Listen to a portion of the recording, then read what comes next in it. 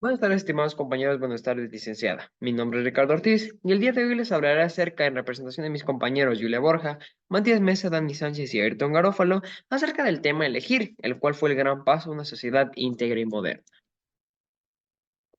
Pasaremos al primer punto que nos habla acerca de un índice en el cual contará con una introducción, objetivos, marco teórico, conclusiones y finalmente una bibliografía.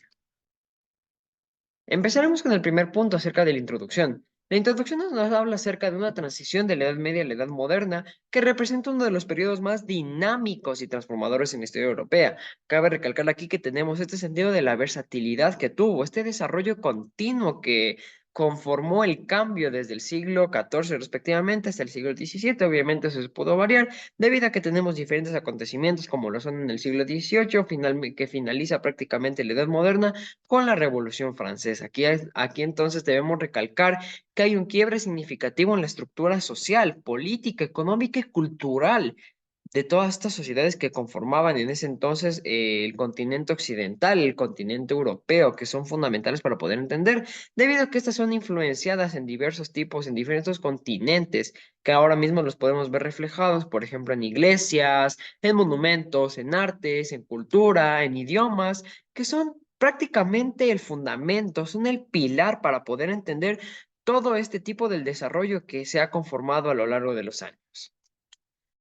Sin más que decir, empezaremos con nuestros objetivos. Empezaremos con el objetivo general que nos habla acerca de comprender de manera integral las transformaciones culturales, sociales, económicas y políticas que marcaron el paso de la Edad Media a la Edad Europea a la Edad Moderna en Europa. Cabe recalcar otros aspectos acerca de los dos objetivos específicos que nos dicen que analicemos las características principales junto con una examinación de los cambios económicos y políticos que llevaron al surgimiento de diversos tipos de ideologías que van mucho más arraigadas al mismo, como son el capitalismo, el feudalismo, que aparecen dentro de este periodo de Edad Media, Edad Moderna. Perfecto. Entonces vamos a empezar con la introductoria de Edad Media, Edad Contemporánea, Edad Moderna. Dentro del mismo empezaremos con las transformaciones, las cuales, como ya les había mencionado anteriormente, pueden ser sociales, culturales, económicas y políticas. Dentro del mismo tenemos que recalcar que tanto las cuestiones culturales, económicas, políticas, trascienden en lo social. Es decir, que todos estos aspectos son los que conforman lo que son las transformaciones sociales, debido a que dentro del mismo encontramos las cuestiones económicas como lo son el surgimiento del feudalismo, en donde encontramos al señor feudal, las estratificaciones sociales, y esto nos lleva prácticamente a la política, una política que ya se venía estableciendo desde años posteriores, en los cuales se veía prácticamente lo que era la democracia directa, la participación representativa, entre otras cuestiones las cuales iban variando según el tiempo. Según la extensión, hablamos de un siglo XV hasta un siglo XVII que, como ya les dije anteriormente, puede variar, debido a que prácticamente la Edad Moderna comienza en el 1453 después de Cristo, cuando hay la respectiva toma de Constantinopla por parte de los otomanos, de los turcos otomanos, que se los llama. Y finalmente culmina en el 1789 después de Cristo en la Revolución Francesa que ya todos conocemos. Finalmente empezamos con un surgimiento, pero ¿surgimiento de qué? Surgimiento de ideologías. Estas ideologías vienen arraigadas de las transformaciones políticas, económicas, sociales, culturales, que nos llevan a qué? Al conocimiento del empirismo, un conocimiento que nos lleva a un conocimiento experimental, a un uso experimental de nuestro intelecto a través de un renacimiento, un humanismo, un antropocentrismo y un feudalismo. Vamos a recalcar estas cuestiones mucho más específicas dentro de las diferentes diapositivas, pero, por ejemplo, vamos a tomar en cuenta lo que es la parte del antropocentrismo. En este caso, hablamos acerca de una doctrina que se centra totalmente en el humano como el centro del todo. Es decir, que aquí es donde ya encontramos las diferentes dudas que tenían diferentes tipos de personas a las que se le llamaba ilustres. Entonces, acabo de recalcar una cuestión que ya se va a mencionar posteriormente, pero es necesario para poder entender estos tipos de surgimientos que se están encontrando dentro del introductorio de Edad Media a Edad Moderna. Empezaremos con el primer punto acerca del Renacimiento. Este surge en Florencia, Venecia y Roma durante los siglos XV y respectivamente XVI. Cabe recalcar que el mismo surge prácticamente en cuestiones de un legado cultural greco-romano que ya se mantenía anteriormente. Este legado grecorromano, ¿cómo nosotros lo podemos establecer? Perfecto, tenemos en cuenta varias cuestiones como lo son la influencia religiosa, la influencia cultural, que son fundamentales debido a que aquí encontramos el politeísmo, específicamente en los dioses. Estos dioses son los que trascienden dentro de las ideologías que tenían diferentes tipos de artistas, y esto lo vamos a ver prácticamente en la ruptura con la división teocrática medieval dominada por la Iglesia Católica. La Iglesia Católica es fundamental para entender estos diversos tipos. Si nosotros nos damos a entender el surgimiento de la Edad Media, prácticamente empieza cuando hay esta división del imperio Romano de Occidente y de Oriente. Y aquí es donde encontramos esta división de la Iglesia Católica, la cual más arraiga lo que es lo occidental. Y aquí es donde encontramos otros tipos de ideologías que siguen surgiendo a través de un legado cultural greco-romano. Aquí encontramos, por ejemplo, una de las diosas que en este caso es Afrodita, una de las referentes dentro del mismo. Finalmente hablamos acerca de una fomentación, de un florecimiento de los precedentes de los artes, sin precedentes del mismo, cabe recalcar. Encontramos, por ejemplo, el surgimiento del arte, por ejemplo, de Leonardo da Vinci, el cual desde 1503 hasta 1511 nos trae lo que es la Mona Lisa, una representación exacta de las diferentes emociones que vamos a encontrar en los diferentes temas acerca del humanismo, el antropocentrismo, a través de las emociones expresadas. Pasamos al tema del humanismo y la ilustración. Cabe recalcar que el humanismo es una doctrina o una ideología que se promueve en el estudio de las disciplinas clásicas. Este mismo impulsa la investigación científica. Aquí es donde encontramos que dentro del humanismo ya tenemos lo que es el empirismo, así que el humanismo ya podemos seguir relacionando, que va dentro de las diferentes doctrinas, dentro de las diferentes cuestiones que ya nosotros estamos recalcando. Propicia de igual manera un surgimiento de nuevas corrientes de pensamiento. Estas nuevas corrientes de pensamiento nos llevan ¿a qué? Al antropocentrismo del que ya estábamos hablando anteriormente. Sin embargo, podría dar un breve preámbulo, que prácticamente es una doctrina que se centra en el humano como el centro del todo, valga la redundancia. Finalmente, hablamos de una influencia en el desarrollo de la filología, la crítica textual, que son fundamentales dentro de la literatura y de igual manera para poder entender al ser humano desde sus puntos emocionales, críticos y algunas otras cuestiones. Finalmente hablamos de una ilustración. Esta ilustración que se desarrolla en Europa Occidental durante los siglos específicos 17 y 18. Entonces, aquí nosotros vamos a generarnos una pregunta exacta. ¿Por qué en el siglo XVIII? Debido a que aquí prácticamente es donde se termina la Edad Moderna. Y exacto, aquí es donde, estimados compañeros, tenemos que entender que esta ilustración no solo se va arraigada a personas que únicamente tenían un intelecto apto para la sociedad, sino que prácticamente promovían el uso de la razón, el pensamiento crítico y el empirismo que cada persona ya tiene de forma inerte dentro de su ser. Entonces nosotros aquí lo único que estamos promoviendo es un uso de la razón, un uso del pensamiento, un uso del conocimiento experimental a través de los cinco sentidos que ya tenemos respectivamente cada persona. Figuras clave como Voltaire, Rousseau, Montesquieu, entre otras cuestiones, es los que nos habla del sentido mucho más político, económico, que ya van prácticamente arraigados.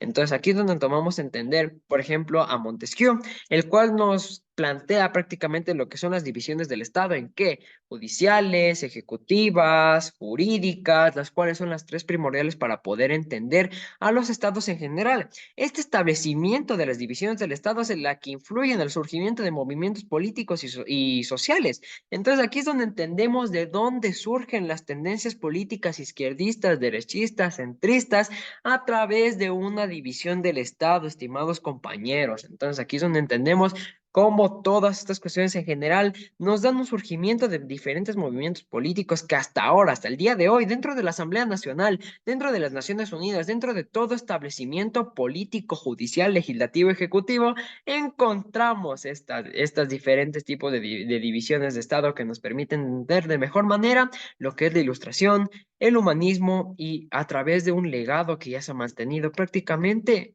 más de 1000 años. Empezamos con el siguiente punto acerca de lo que son la trascendencia. Yo lo quise llamar de esta manera debido a que aquí hablamos de los aspectos. Empezaremos con los aspectos sociales que nos hablan acerca de un cuestionamiento de la autoridad eclesiástica. ¿Qué tipo de cuestionamiento de autoridad eclesiástica? Hablamos de la religión. Las religiones son las que trascienden para un surgimiento de nuevas clases sociales, las cuales tienen diferentes ideologías que pueden ser prácticamente las que ya hemos hablado anteriormente, a las que se arraigan el el teísmo, algunas otras cuestiones que ya van hasta partes occidentales, partes de del Asia, en donde ya tenemos lo que es, por ejemplo, el taoísmo. Pero sin más que decir, no quiero hacer breve preámbulo en el mismo, hablamos acerca del crecimiento de ciudades y el aumento de la población urbana, en este caso gracias al surgimiento de nuevas clases sociales, la estratificación social, que nos lleva a lo cultural. ¿A qué nos lleva lo cultural? Exacto, vamos a preguntarnos esto. Es prácticamente el redescubrimiento y la revaloración del legado clásico greco-romano. Es decir, que hasta ahora, hasta la trascendencia, hasta los aspectos en donde encontramos el legado greco-romano clásico. Es decir, que ya encontramos diferentes aspectos los cuales trascienden para poder mentalizar lo que iba a venir después en las cuestiones políticas, las cuales nos hablan de un surgimiento del Estado moderno. Este Estado moderno, como ya les dije anteriormente, tiene una división del Estado que ya es precedida por Montesquieu, en la cual nos habla de lo legislativo, ejecutivo, judicial. Tres aspectos fundamentales, estimados compañeros, tener en cuenta siempre estas cuestiones. Y a través de esto surge el absolutismo monárquico y el fortalecimiento del poder real. ¿A qué nos referimos con esto? Bueno, esto es mucho más sencillo, prácticamente entender que hubo un establecimiento de lo que son el rey, la reina y diferentes otras cuestiones que iban dentro de estos estados monárquicos. Finalmente hablamos de las economías, en las cuales hablamos de un descubrimiento de nuevas rutas comerciales. Estas nuevas rutas comerciales van a través de un político, un surgimiento de un estado moderno que nos lleva al redescubrimiento y la revaloración del legado clásico greco-romano a través de qué, de un crecimiento de las ciudades y el aumento de la población urbana. Entonces aquí es como vemos cómo esto va en cadena, en un reloj que empieza desde lo social hasta lo económico, o bien desde lo económico hasta lo social. Entonces aquí es donde vemos todos estos aspectos, los cuales nos conducen a un intercambio de bienes, de culturas, un crecimiento económico, potencias europeas que surgen a través de diferentes de estos tipos de aspectos. Estimados compañeros, tenemos en cuenta todo esto para poder entender que la Edad Media, la Edad Moderna, es un proceso de desarrollo continuo que hasta el día de hoy se puede ver o se puede evidenciar a través de de los diferentes aspectos que nosotros podemos presenciar durante diferentes cuestiones de nuestra vida. Por ejemplo, la iglesia, por ejemplo, nuestros propios estudios, los cuales siguen trascendiendo a lo largo de la historia. Y por eso mismo es que se pone el título. Finalmente, vamos a hablar acerca de las conclusiones, las cuales son fundamentales y no quiero mentalizar tanto debido a que esas ya están constadas dentro del informe. Hablamos de un paso de la Edad Media a la Edad Moderna que significó no solo el cambio dentro de la estructura social que permanecía, sino se fundamentó de distintos aspectos como son ideologías, estratificaciones sociales, que permiten una consolidación certera de una sociedad occidental moderna. A su vez, la transición de la Edad Media a la Edad Moderna transforma en Europa, pasando de una sociedad feudal a estados centralizados. Estos estados centralizados ya nos mentalizan prácticamente dividiéndolos en los diferentes tipos de órganos que ya les he hablado anteriormente impulsados por el Renacimiento, la exploración global, cambios económicos hasta el capitalismo. Entonces aquí es donde ya encontramos hasta términos como el capitalismo y lo que va a venir lo que va a venir posterior a eso, pero no quiero aclarar debido a que esto ya es la edad contemporánea y eso se topará en otro tema. Finalmente hablamos de un tránsito de la Edad Media a la Edad Moderna en Europa que representa una época de profundas transformaciones. Es decir, que nosotros podemos sacar como una conclusión general de todas estas tres que prácticamente el paso de la Edad Media a la Edad Moderna significó el cambio, la transformación de ideologías políticas, culturales, sociales, económicas, las cuatro juntas generan que una sociedad moderna. Y por eso mismo es que nosotros tenemos este tema, un gran paso hacia una sociedad íntegra y moderna. Entonces aquí es donde entendemos cómo nuestras conclusiones, cómo este marco teórico trasciende.